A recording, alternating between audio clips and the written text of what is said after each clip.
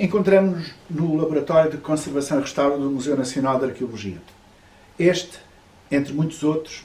é um dos serviços de retaguarda do museu que a generalidade dos visitantes não percepciona existir, mas faz parte absolutamente essencial daquilo que deve ser um museu de arqueologia e mais a mais com o estatuto de Museu Nacional como este. Por aqui passam e passaram ao longo das décadas muitos milhares e continuam a passar centenas de objetos de todas as épocas, todas as tipologias, todas as matérias-primas, desde as cerâmicas e a pedra até ao vidro, ao metal, enfim, mais variados, os textos, inclusivamente, que também existem nas coleções do museu, e de outros museus, porque finalmente trata-se de um laboratório que dá apoio, na medida das suas possibilidades, a muitos outros museus e instituições, um pouco de todo o país, e às vezes até do estrangeiro. Quando olhamos para estas bancadas, verificamos a existência de coisas as mais variadas, as mais diversificadas. Reparem, desde vasos de cerâmica, ainda com a ganga toda do terreno e certamente pela tipologia, pela forma, vaso hemisférico oblongo, neolítico, provavelmente de um contexto megalítico, até um gargalo, um vaso, um gargalo provavelmente de ânfora ou de vaso de época proto-histórica ou já histórica, romano, um vaso muito grande que está no início do seu processo de restauro, de colagem dos cacos, de acrescentamento de matéria para preencher os buracos, enfim, uma grande diversidade de objetos. E entre eles, saliento este. Do que se trata? Bom, trata-se de um machado duplo alvado em bronze,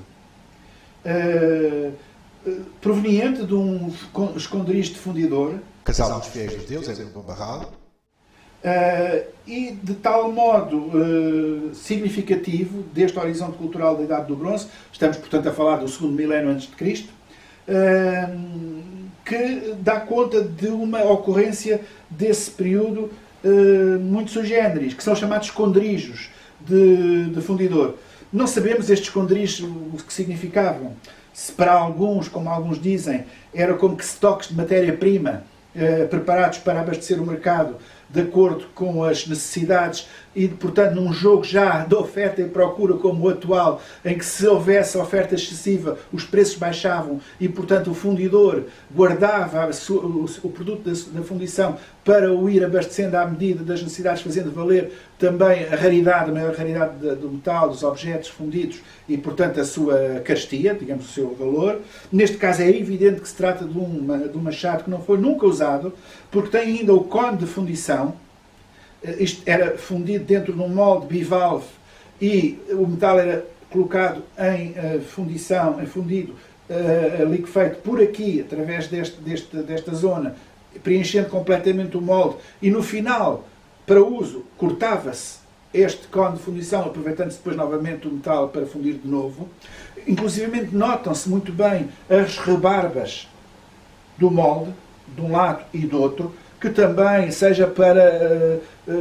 afeiçoamento final, por afeiçoamento final, seja por uso, acabariam por se tornar imperceptíveis. Portanto, trata-se, obviamente, de um objeto muito bem conservado e nunca utilizado, e daí, mais uma vez, a ideia de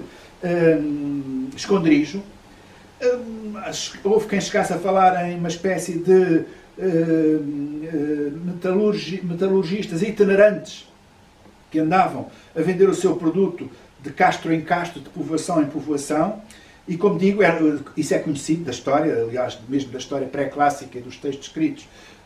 a arte e de toda a mitologia de todos os povos etnográficos é conhecido como a arte da fundição de metal. Tinha o sei o quê de iniciático, que era transmitido de pais para filhos, em linhagem familiar, e era quase como um atributo que, em termos mitológicos, era quase um atributo dos deuses que os humanos roubaram aos deuses, o trabalho do fogo e a capacidade de trabalhar o metal, seja o cobre, seja as ligas de estanho e cobre, dando origem ao bronze, seja mais tarde o ferro, e, portanto,